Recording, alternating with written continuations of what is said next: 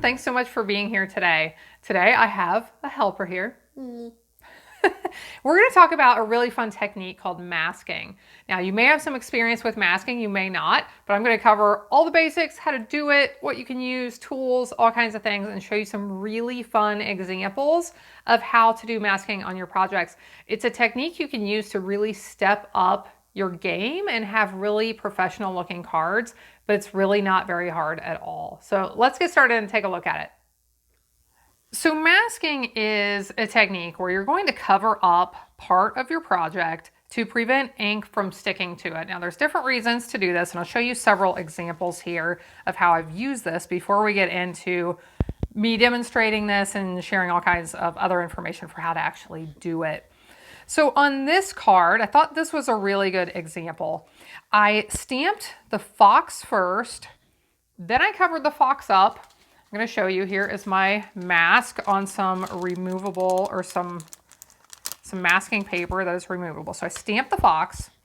I put the mask over top. It's not on exactly, but you get the idea. Then I stamped the bear and the trees. Then I removed that mask. Okay, the reason for that is if I stamp my fox and then I stamp the bear without the masking paper, it would overlap and you wouldn't get that illusion of depth. You wouldn't get that illusion that the fox is in front of the bear. So that is one way to use masking. Now, other ways are to cover up part of a card and then apply ink. You might be stamping, you might be using blending brushes, you may be doing various things, but covering up part of that card just so that the ink doesn't stay attached, and then you can remove it and get a special effect. So here are several cards I have done masking on, and I just think it is a really neat technique. I've never done an in-depth tutorial on it, so today is the day, and we are lucky to have a little stamper in training to help us today. So what is masking? It is covering up an element to prevent ink from sticking to it. And often we're trying to create the illusion of depth. Now, what can you use to cover up that portion of your paper or cardstock that you don't want the ink to stick to? You have several options. The one I'm going to be using mostly in this project or in this video is masking paper. And it's what I just showed you that I had created this fox out of. It is just paper that has adhesive on the back, but it's removable. It's not going to be permanent. It's easy to lift off, so it makes it really easy. What are some other options? In the past, sometimes I've used Post-it notes. The challenge with Post-it notes is you only have adhesive along in one small area, so it can make it really challenging to plan your project and get this to stick correctly and work how you want it to. Now, sometimes you can create masks out of just regular paper. Here are two that I'll use here in a little bit that I've created out of cardstock. Now, cardstock is not exactly ideal because it's a little bit thicker, but for using blending brushes, which I'll be doing with these, it works. Now, if I wanted to stamp over these, it wouldn't work as well because it's a little bit thicker and my stamp might not stamp right next to them, but you can use cardstock. I'll be showing you, you can attach these and hold them in place with washi tape. This one, I've used a little bit of our multi-purpose glue. I let it dry and then it is removable adhesive. It can be a little bit too sticky and tear your card, so you can put this on like a towel or something to pick up some lint, make it a little bit less sticky, and use this as a mask as well. Yes? You could just like put washi tape around where you want to do it and like not the rest outside of it. You could. You're just doing like the inside. You're totally right. You could use washi tape as a mask, right? You could put it in strips. You can make a frame, do your stamping or your blending, and then remove that. Absolutely. I didn't even think about that. That'd be easier than like using cardstock. Yeah. So there's several things you can use for creating masks. So let's look real quickly at how to create your mask, and then we'll do lots of fun masking and stamping and demonstrating. So here's the masking paper I'm using. It's from Stampin' Up. It comes with 12 sheets. They are 5 by 7 inches in size. And it has two sides. You want to make sure you know which side is which, because I stamped on the wrong side a little bit ago and it made for a little bit extra work because I got to cut my masks out 2 times instead of 1. So there is a side that's a little bit smoother and slicker. It is also the side that has the split down the center with that removable backing. That is not the side you want to stamp on. I was paying no attention at all, obviously, when I stamped on the wrong side. This side feels more like paper. It is a little bit rougher.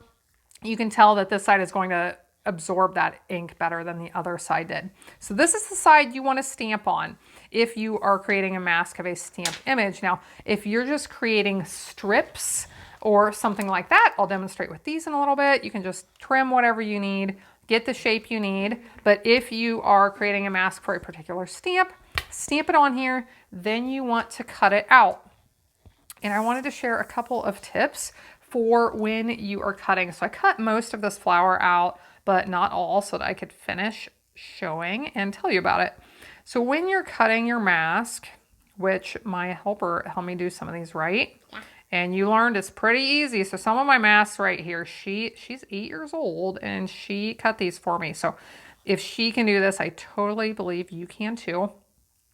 When you're cutting, you don't want to leave any white outside of the stamped image. And the reason for that is if you let this out too far, you're going to end up with blank space on your project outside of this. And it may make a little more sense here in a few minutes. So you want to cut it. So you may even want to cut off a little bit of that stamped image, but don't leave any white area outside of it. The card that has these things on it had a little bit of white on the outside. It did, and we will talk about that. We're going to talk about, I'll show that so it will make a little more sense. So if you cut your fox too big, you may end up with some of this white here, and there are a couple of other reasons that happens as well, so we'll talk about that. So let's quickly, I'll mention storing your masks, and I found that putting them on a wax paper is absolutely perfect because they stick to it, but they're very easy to remove from it. So highly suggest storing these on wax paper. After I've created these, I'm going to store them and use them forever and ever. So I haven't done this yet, but I'm kind of excited about the thought of it. I'm going to create a collection of my masks. I'm going to create probably an envelope or a folder somewhere I keep basic ones that I can use with any cards. And then my specific ones for certain stamp sets, I will store these in my stamp set with them so that next time I pull out that stamp set, I have my masks right there and ready to go if I want to use them. That's a little bit about preparing your masks. I'll mention this real quick because I found that there's an easier way to get the paper off of the backing. Now, if you have that split of the backing down the center, it makes it real easy to pop it off. But if you don't, I found that if you curl the paper toward the paper side, so back here is the removable paper backing, I'm going to curl it towards the paper backing. And then once I have that bend, real lightly, I'm going to pull with my thumb. And after I've bent it, pull real lightly with my thumb. You see that came right off of there. I am not struggling with it, having issues fighting it. I know sometimes when we want to remove the backing from things it can be difficult, but I found that was a really easy way to get that backing off. Okay, friends, let's do some masking. Let's do some projects here. Can I help with the blends? You want to help? Yeah. Okay, so what we're going to do first is create a little scene with our bear, and we're going to do one a little bit, I'll bring this in here so you can look at it, but we're going to do one a little bit different from this one actually. And let's see what we want to do. We're going to start the same way. Can I have the Calypso Coral? We're going to start the same way, but we're going to make it a little bit stepped up from this sample right here. So I am going to stamp the fox first down here somewhere near the bottom. And we clean that off for me, please. Next, I want to let it dry for a second. And then, yeah. This stamp, it has the eye, but it barely shows on the when you stamp Yeah, I noticed that. So we'll cover this up with our mask. And you don't have to push this down real hard. The harder you push, probably the harder it will be to pull back off. So I don't push real hard, just want to get it stuck in place. Now I am going to continue on like with this one, and I am going to stamp the bear. And we will see, soft suede please, we will see how the ink shows if I get this little white line or not, and we'll talk about that. So we'll ink up the bear and put him right here somewhere. And when you're stamping over a mask, I do suggest pressing it a little bit harder than you would have normally. And the reason is that is to try to minimize this little white gap down here. Since it's not perfectly level, since that masking paper is there, you can end up with that white line. Now, we can see here there's just a tiny, tiny bit of that white there. I played around with doing this technique with rubber stamps versus the clear photopolymer stamps. And in my little trials, I was actually getting less of that line in the photopolymer. So we will do a little bit more here in a little bit, and we'll see how that turns out with the photopolymer stamps as well. Now we're going to keep going with this. We have our bear mask ready. Why would we use the bear mask? Why? Yeah. Oh, prepare to be amazed is going to be amazing. Okay, so we'll put the bear mask on. Now we are going to stamp a little owl. We're going to make it look like the owl is on the bear's hand, sitting on the fox's back. So we want the owl to be a little bit overlapping this fox. And you have to kind of get used to this. And see, I didn't press real hard this time. I got a little bit of that white line there. You have to get used to it because I'm thinking like, oh, I don't want to stamp over top of the fox. But then I have to remember, oh yeah, I put the mask there. I don't have to worry about it.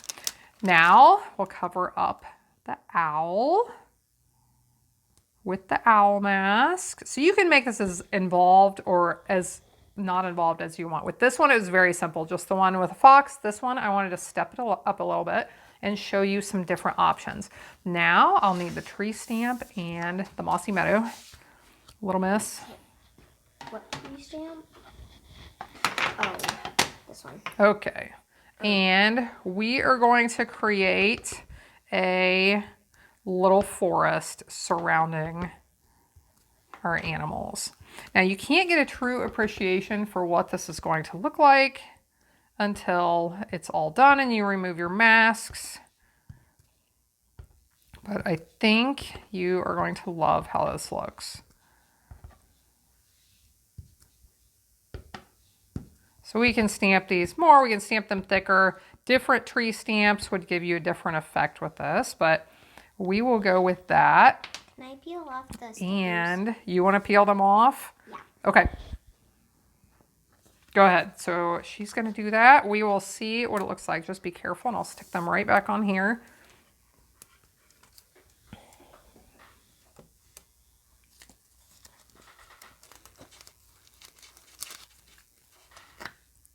Careful. No. So you have to be careful. That was a thin point right there at its tail. But we can still use this mask, even though it's torn. We just have to put it together right there where the tail connects to the body. So here you can see the result that we got. We have, looks like the fox in front of the owl, or the owl kind of behind it, and the bear behind and the forest behind. So you can do some really neat things. Now let's look at a couple of other examples. And for this next one, I actually want to use my 2 big strips. This is one of my favorite ways to use blending brushes and masking, is to create an effect a little bit like this, where we're going to cover up part of the card, add some color, and then remove those masks. And I'll actually show you 2 different ways after we do this to use this technique. Now, if you want to make sure you're getting an even border, I want to make sure the area of my card that is covered up is straight. So I'm going to flip my masking paper upside down and attach it this way. You can use grid paper, you can use a mat with measurements on it if you have one to help you get these measurements even. I am a really big fan of eyeballing things and just going for it, because stamping does not have to be perfect. There is no perfect in stamping. It is handmade and heartfelt and does not need to be perfect. So what we're going to do is to blend some smoky slate ink into this background. And then we're going to stamp some things over top. So my helper, I think, has requested to do this for me. So can you do this? I need it. You need that? Yeah.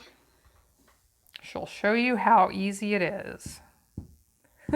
So you want to pick up your ink from the stamp pad and then blot the excess. All over here. Yep, so start out here on the edge and then work your way in so you get that nice smooth effect. Oops, I need a lot more ink. Yep, you'll have to pick up some more ink with that. So she's going to do some blending. You got a few little splotches. That's why I suggest starting on the edge and then blending your way in. But blending brushes are something you just want to play around with, and you get the hang of it as you go. While she is stamping, I will get a few... Stamping? Blending. I get my words mixed up a lot. I will get my stamps ready for the next, what we're going to stamp over top of this. So you do a little more blending, and then I may finish it up, and then we'll do some stamping, okay? Okay. Why don't you just get this corner down here, and then I'll add a little bit. Can I do the outside right there? Nope, leave that blank. We'll leave that white so it looks like the parts that are covered up. Okay. Good? A little bit down here. That good? Here, I'll do a little bit. See if we can smooth it up a little bit. It looks kind of cool. It doesn't have to be, yeah, it does not have to be smooth. If you want it to look smooth, like I said, just here, start off the edge and blend your way on, and that will minimize your darker areas. But that is okay. We're going to stamp over this anyway, so you will not notice that as much if it's something you don't want to see. So what I'm going to do here, I am actually going to leave the right side covered up to show you two different options. We're going to leave the right side covered up and then remove the masking paper from the left side and show that you can either remove this and then let your stamps hang over, or not remove it, and the same masking effect will be true with the stamp. So here's my example. With this one, I left the masking paper on. I did my stamping, then I removed it. With this one, I removed that masking paper and then I did the stamping. So that may make a little bit more sense than when I was rambling a moment ago. So let's stamp a couple of these pretty flowers. I should mention the stamp sets I'm using today. Here they are, Happier Than Happy and Garden Grandeur. This floral set I'm using right now, Garden Grandeur, it is actually a Hostess exclusive stamp set you can get for free with an order over $150. If you want ordering links, you can find those in the video description below for all the products we're using today. Now, this is kind of an abstract stamp to go in the center. And I'm going to use the same color of ink, but I am going to stamp off to get a little bit lighter. And I am not even trying to line this up.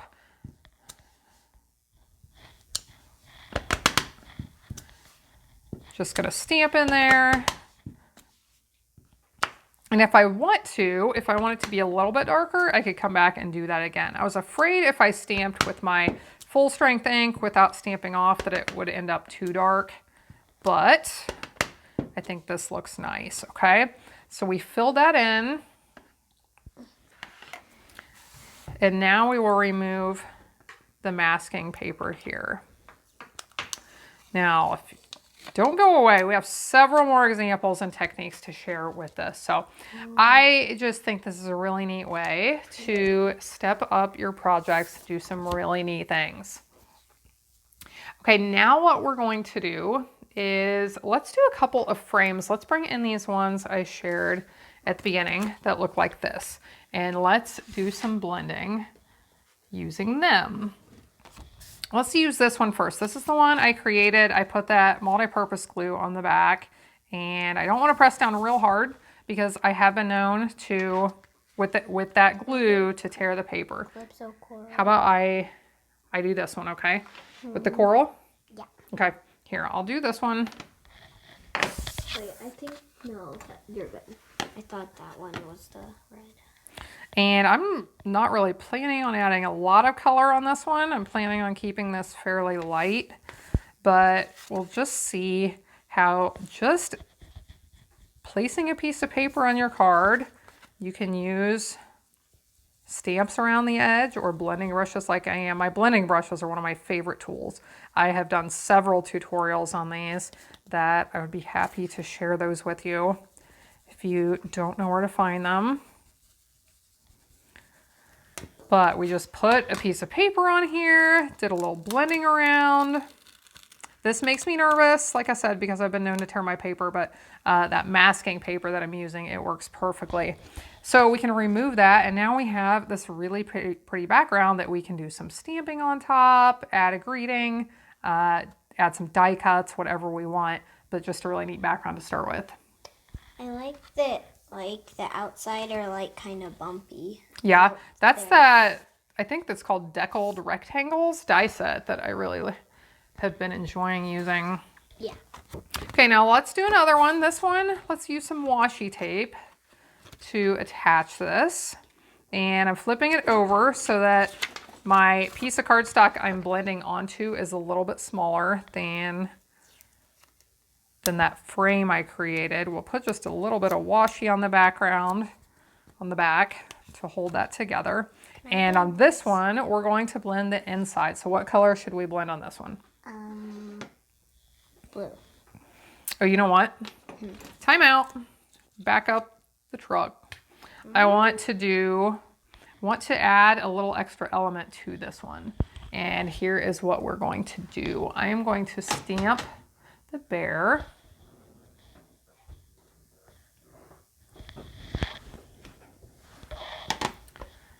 Stamp the bear first. And then we are going to add this frame over the top. So I want to stamp the bear, add my bear mask over the top, clean up some extra ink here, put this bear mask over top, and then we are going to create a frame that looks like the bear is standing in front of that frame. Are you ready? What color do you want to blend with? Coastal Cabana. Okay.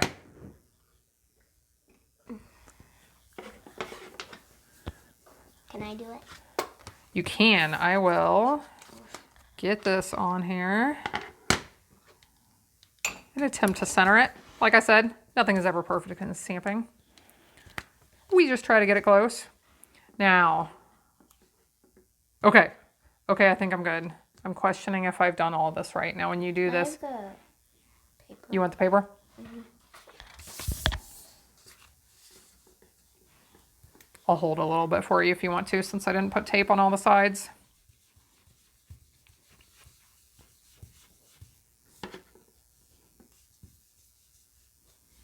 Do you know what I mean by start on the edge? So start like where it's not going to show. Okay. And then do it that way. And that way you don't get as much of those. You don't get globs like that. Do you want it turned? It's okay. It's okay. Okay. So after this, I have one more sample with flowers I want to share with you. And it's one that I would love for you to stick around and watch it. I think you'll really enjoy it. I'll show one of my samples again that I created with a flower bouquet that I created all with one flower stamp just by using masking. And it looks like a big full bouquet of flowers. So we'll take a look at what this looks like here in just a second, and then we will mask with some flowers. Good? Almost. I just need Almost. to white Gotta spot. finish it up. Get that white spot. Don't leave that. Okay. That looks pretty, like the spots. Great. So we'll remove that from the border. Careful. Remember what happened last time? Yes. And now we have our little bear that looks like he is in front of that background. So there are just unlimited ways to use this technique. Okay, we'll get set up here for our flower card sample, and we're going to use those same flower stamps we used a little bit ago. I have prepared several masks, and we will go ahead and use that Highland Heather again and create something like a flower bouquet. So I'll stamp the first one. You always want to stamp the thing that you want to look like it's in the front. You want to stamp that one first. Put your mask over the top, and then you can carry on with whatever you want to look like it's the next thing behind the one in the front. So we'll add one here. I am going to add another mask over that one. And with these, I have to make sure I have them lined up the right direction.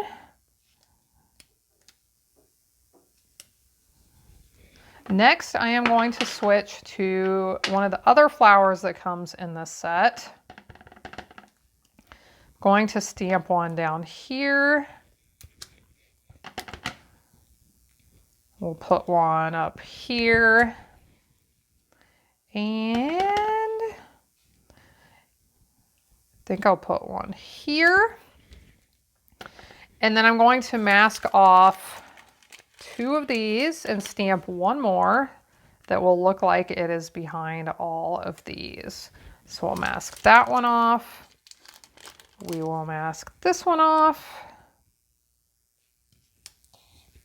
Are you gonna put it like right there? Right there, that's right. And you could play around with colors. I thought about making the colors get darker as we worked our way back, but I decided just to stick with a single color just to keep it simple. And we could fill all of these in with those extra stamps, the two-step stamps if I wanted to, but I'm just keeping it pretty simple. I'll show you a sample card here in just a second that I created with this technique, and I think you'll really like it. So I would probably add color to these with maybe my aqua painters or my watercolor pencils, but you can get an idea here for what this looks like now. I should have, before I took these off, added our leaves. I totally forgot to add our leaves, but this is where a lot of times when you want to add leaves to a project, it's hard to do so because they may overlap. But when you have a mask on the edge, you can add in some leaves. And they look realistic instead of overlapping your project. So then we can remove this. Looks like those leaves go behind the flowers, and we can finish the card this way. So thanks so much for watching along. I hope you learned some things about masking here that you can use in your stamping. You can take a look at the products I've used in the links in the video's description below, and also go to my website for more photos and information about all of this. I appreciate you being here. I hope you have a blessed day, and I hope you'll be back again next time when I'll be here helping you to hand make with love.